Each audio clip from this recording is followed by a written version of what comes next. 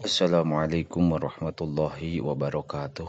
Bismillahirrahmanirrahim. Qala al-muallifu rahimahullahu ta'ala wa nafa'na bi ulumihi fid dharain amin ya Allah ya rabbal alamin. Awwalu ma ari pangheulana perkara yuqda anu dihukuman ieu ema bainan nasi di antara manusia yaumal qiyamati dina poe kiamah bidimai eta dina masalah pertumpahan darah. Rawahu ngariwayatkeun kana ieu hadis Syaikhaini Bukhari Muslim. Auha ngawahyukeun sallallahu ta'ala Gusti Allah ta'ala ila Ibrahim ka Nabi Ibrahim. Ya khalili hei kakasih kami, hasin kudu ngaluskeun anjeun hulukoka kana akhlak anjeun walau ma'al kuffari jeung sanajan sarta pirang-pirang jalma kafir.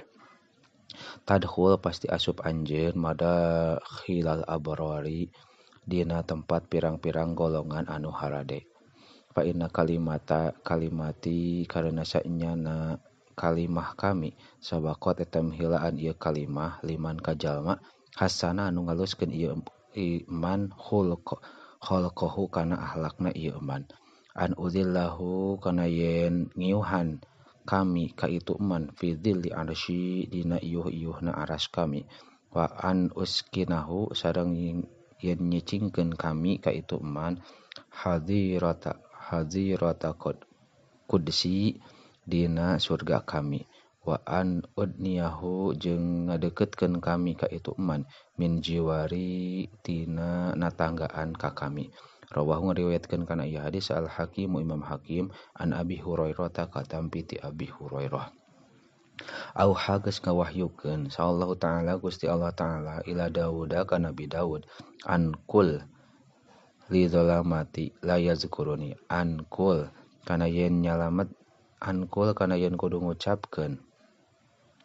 kana yen sayaktos nakalakuan kul kudu ngucapkeun anjeun li zalamati ka pirang-pirang anu zalim la yazkuruni anu henteu eling ieu dolim ka kami fa inni karena sayaktosna kami azkuru eta inget kami man ka jalma yazkuruni anu eling ieu man ka kami wa inna zikri sareng saenyana kainget kami iyahum ka itu zalamah an al-anahum eta yen ngalaknat kami ka itu zalamah. Rawahu ngariwayatkeun kana ieu hadis Ibnu Asakir an Ibni Abbasin katampi ti Ibnu Abbas. Awalu masjidin ari pangheulana masjid wudi'a anu diperenahkeun ieu masjid bil ardi di muka bumi al masjidul haramu eta masjid haram summal masjidul aqsa tuluy masjid aqsa. Rawahu ngariwayatkeun kana ieu hadis Al Bukhari Imam Bukhari wa Muslimun sareng Imam Muslim an Abi Dar katampi ti Abi Dar. Usikum ngawasiatkeun kami bitaqwallahi ta'ala kana takwa ka Gusti Allah ta'ala. Usikum ngawasiatkeun kami ka aranjeun bitaqwallahi ta'ala kana takwa ka Allah ta'ala wa sam'i sareng ngadangukeun wa taati sareng kana taat ka pamingpin wa ingkana jeung sanajan bukti itu pamingpin teh abdan habasyian eta abid anu bangsa Habasyi. Painau karena sayaktosna kalakuan man eta saha jalma ya'is anu hirup ieu man mingkum ti aranjeun ba'di dina sabada kami pasayaro tah bakal ningali ieu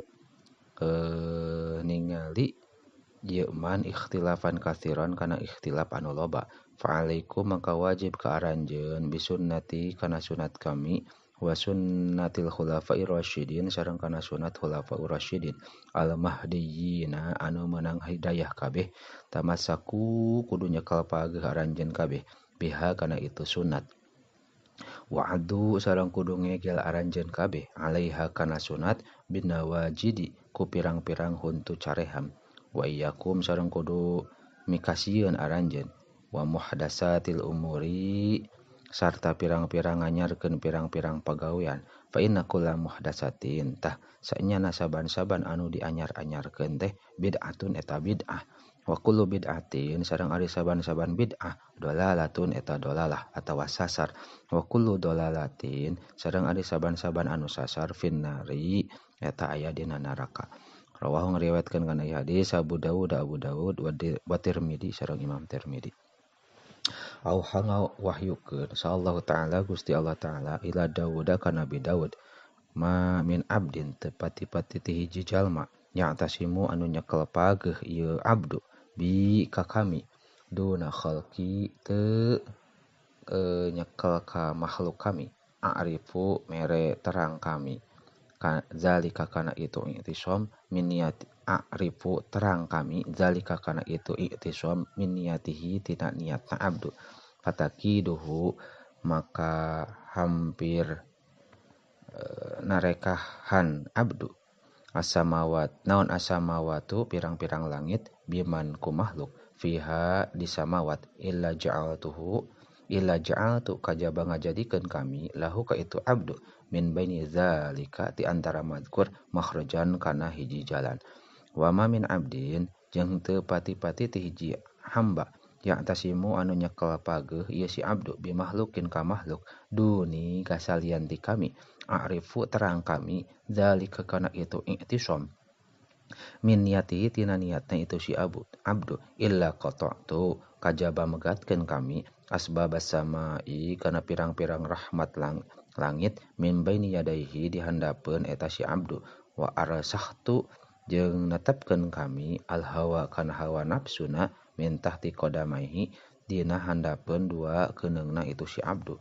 wa ma min abdin jeung teu pati-pati hiji hamba yuti'uni anu taat itu abdu ka kami illa wa ana kajaba ari kami mu'tihi eta anu maparin kami ka itu abdu qabla ayas alani dina samemeh menta itu si abdu ka kami wa ghafirun jeung anu ngahampura lahu ka itu si abdu qabla ayas tagfironi dina samemeh menta hampura itu si abdu ka kami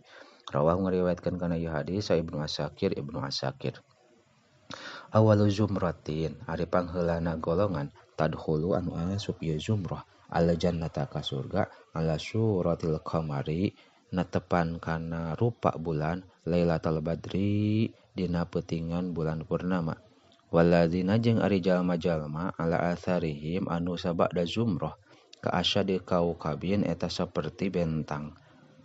ka asyadi kaukabin duriyin eta saperti bentang anu berkedip fis samai di langit naonana idoatan cahayana qulubuhum ari pirang-pirang hatena ladina ala qalbi rajulin wahidin eta netepan kana hiji hate lalaki lakhtilafa teu aya ikhtilafna bainahum di antara itu ladina wala tabaghudha jeung teu aya silih musuhan wala tahasuda jeung teu silih hasudan rawahu ngariwayatkeun kana ieu hadis Syekhani Bukhari Muslim an Abi Hurairah katampi ti Abi Hurairah ala unabi ukum nah teu perlu ngabejakeun kami ka aranjeun bi afdhala kana anu leuwih unggul min darajatis syami tinimang darajat puasa wa sholati sareng salat wa shadaqati sareng sedekah qalu ngawaler para sahabat bala kantenan qala ngadeuh Kangjeng Nabi islahu datil baini eta ngaislahkeun anu papaseaan fa anna fasadadatil bain karana saenyana karuksaan anu papaseaan hiya eta ari itu fasad al haliqatu eta meakeun kana kahadean rawahu ngariwayatkeun kana ieu hadis al Mundziru Imam Mungdzir ala uhadisukum naha teu perlu ngabejakeun kami ka aranjeun bima kana perkara yudkhilukum anu ngasupkeun ieu mah ka aranjeun ala jannata ka surga darbun tegasna neungeul bisayfi ku pedang wa ikramu dhaif jeung ngamuliakeun tamu wah timamun jeung ngamentingkeun bimawa kiti sholati kana pirang-pirang waktu salat wa isbagut tuhuri jeung nyampurnakeun wudu bil lailatil qarrati dina peutingan anu banget tirisna wa it'amu ta'ami jeung merek daharan ala hubbihi kanu mika cinta kana eta to'am rawahu ngariwayatkeun kana ieu hadis Ibnu Asakir ala ukhbirukum nah teu perlu ngabejakeun kami ka aranjeun bi aisaril ibadati kana panggampangna ibadah wa ahwaiha jeung pang senangna ibadah alal badani kana badan Asomtu eta repeh wa husnul khuluqi jeung alusna budi pekerti. Rawahu ngariwayatkeun kana ieu hadis sa Ibnu Abi Dunya an Safwan bin Salam katam piti Safwan bin Salam. Wallahu a'lamu bissawab.